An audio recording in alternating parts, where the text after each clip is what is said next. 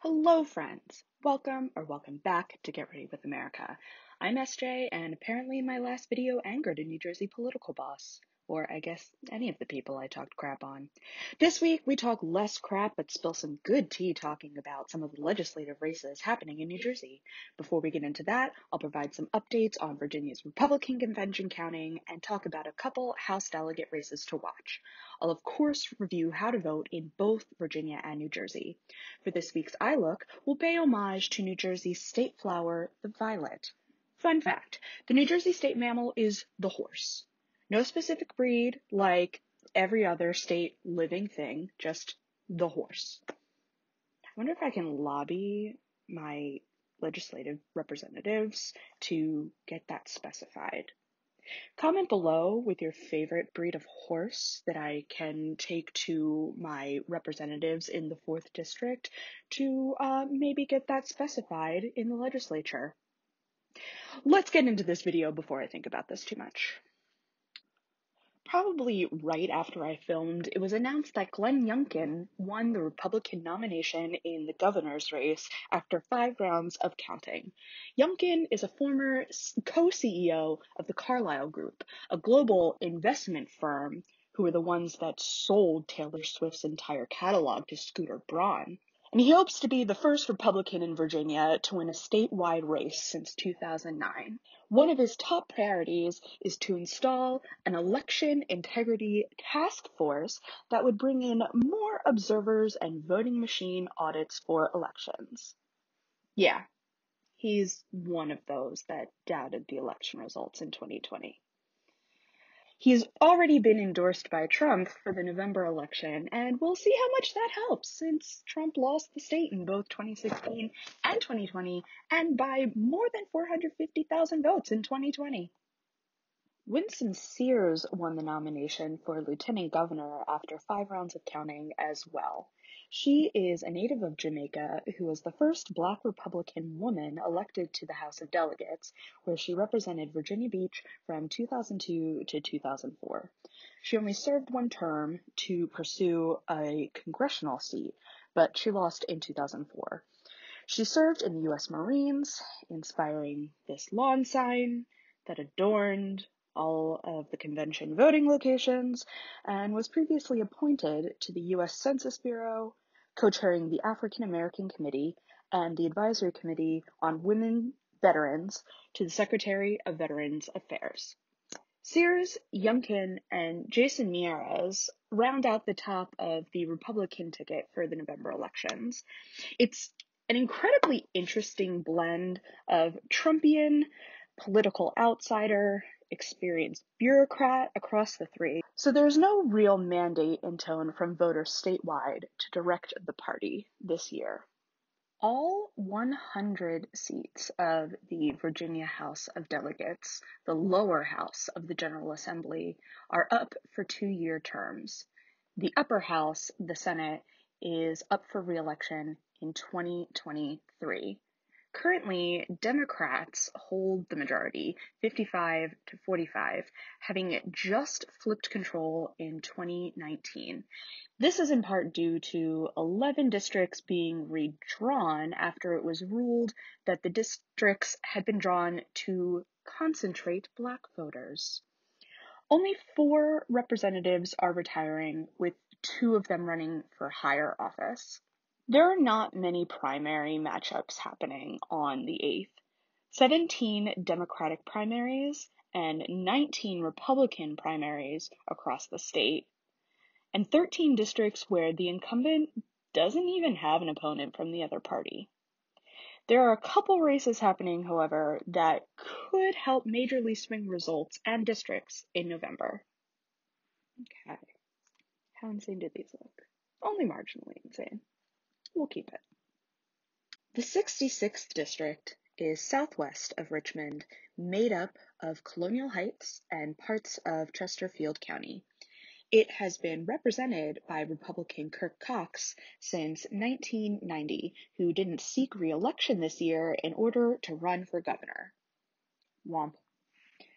The only Republican running is Mike Cherry, a pastor, Air Force veteran, and Colonial Heights city councilman. This is one of the 11 districts that was redrawn, and it shifted the makeup of the district significantly from a 25.5% Republican advantage to a 6.5% Democrat advantage.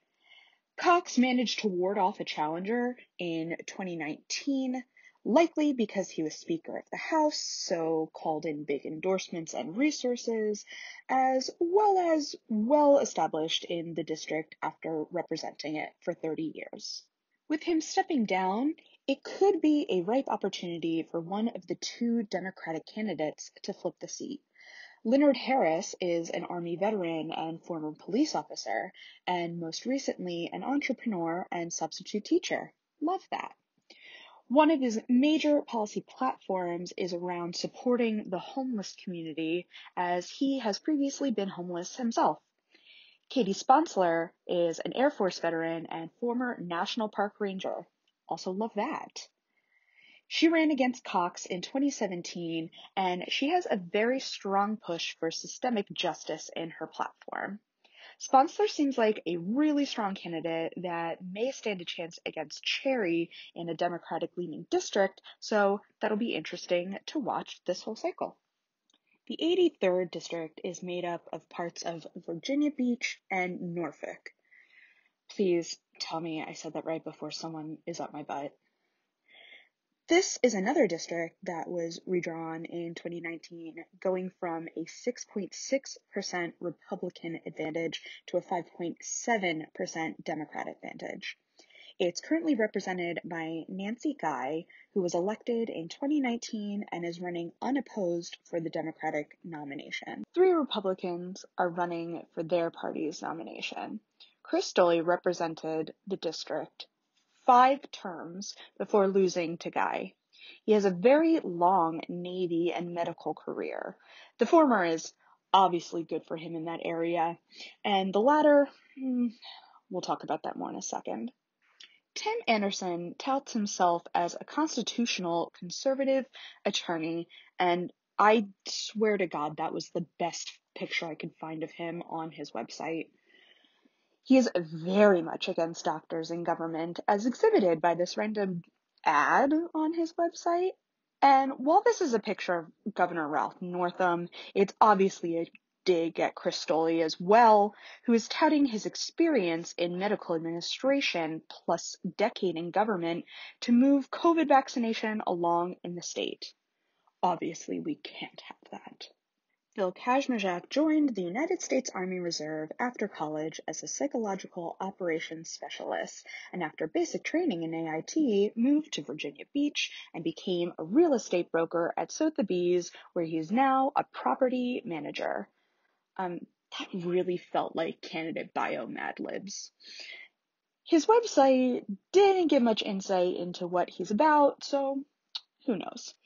This race is really going to be a test whether Republicans in that area want a Trumpian Republican or someone who knows the system and isn't a total psycho about COVID. I'm mixing up the format and skipping to talk about how to vote in Virginia. As I mentioned last week, it's an open primary, so you just have to be a registered voter in Virginia in order to vote, and you pick which party primary to participate in at the polls. The deadline to register is today, May 17th. You can register to vote online in conjunction with the state's DMV system. So do that or deliver your form to your registrar's office if you need to sign it. Early in-person voting has already started at your local registrar's office or a satellite office and ends on June 5th. Everyone is able to vote early, and you can find times and locations on your county's website.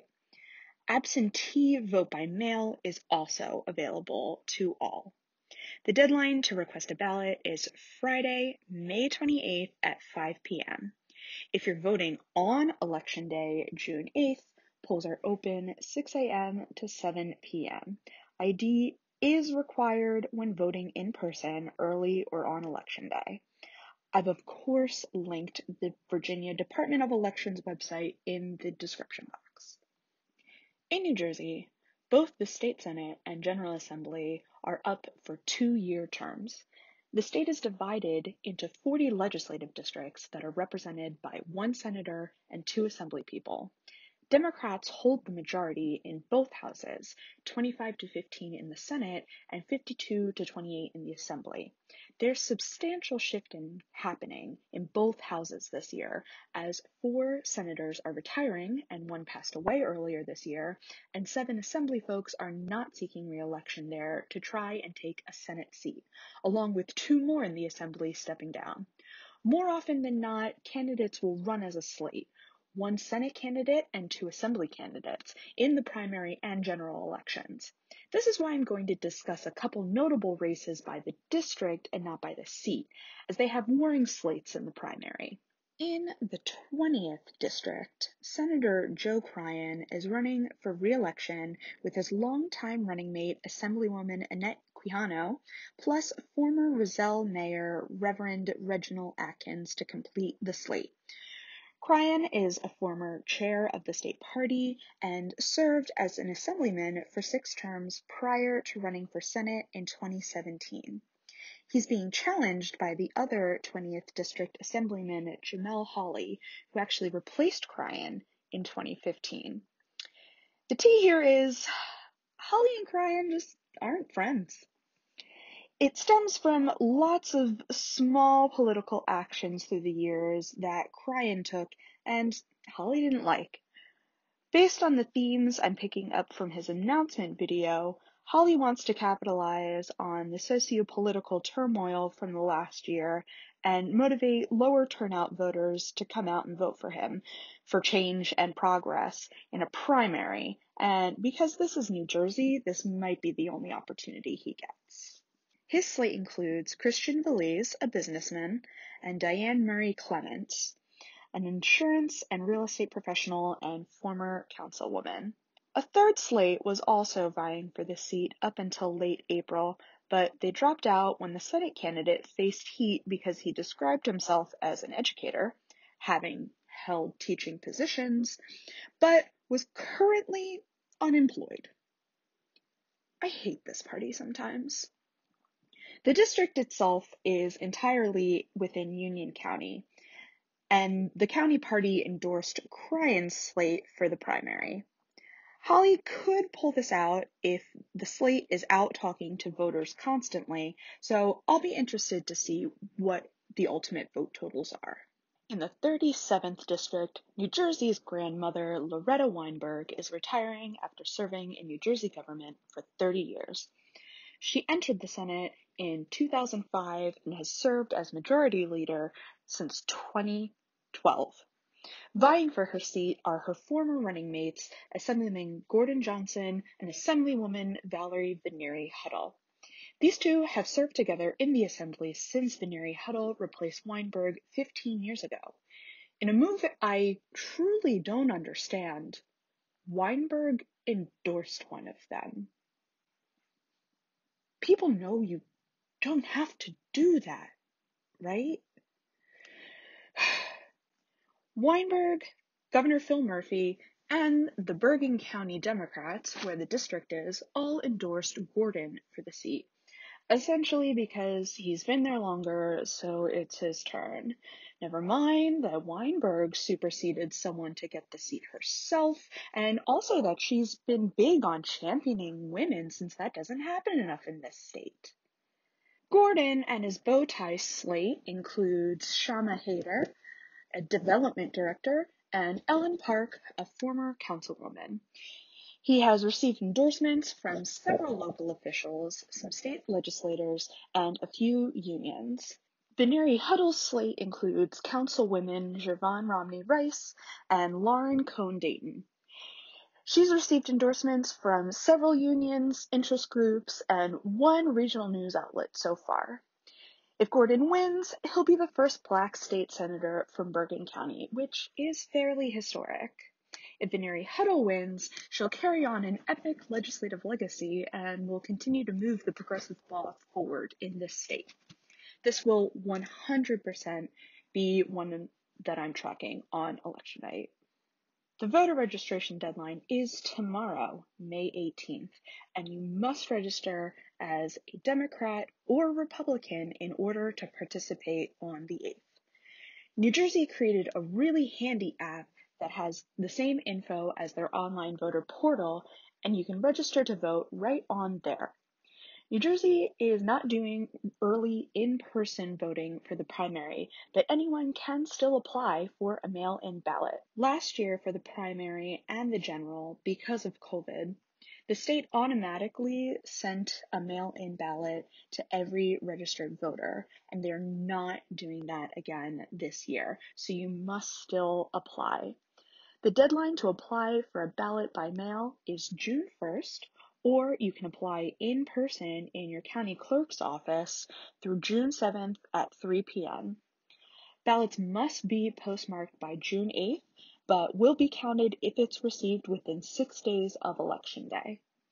There are also drop boxes around the state, and I just suggest you check on the status of those in your county. If you vote on June 8th, polls are open 6 a.m. to 8 p.m. You can check your registration status and polling location online or on the app, both linked in the description box. And that's it. I'd like to thank New Jersey for pulling it out with the crazy inter-party fighting we know and love you for. Please like this video and subscribe to my channel to learn more about voting in other states. Also, please don't forget to leave your favorite horse breed suggestions in the comments. If you're enjoying this series and want to show big support, please check out my Patreon in the description box. I keep saying I need a graphic artist to help with thumbnails, and that's not remotely a joke. Please help me out here. I'm embarrassed for myself, and I'm already talking to my phone about elections while putting on makeup and uploading it to the internet. Join me next week to learn about the special election to replace Deb Haaland's congressional seat in New Mexico. Bye, friends.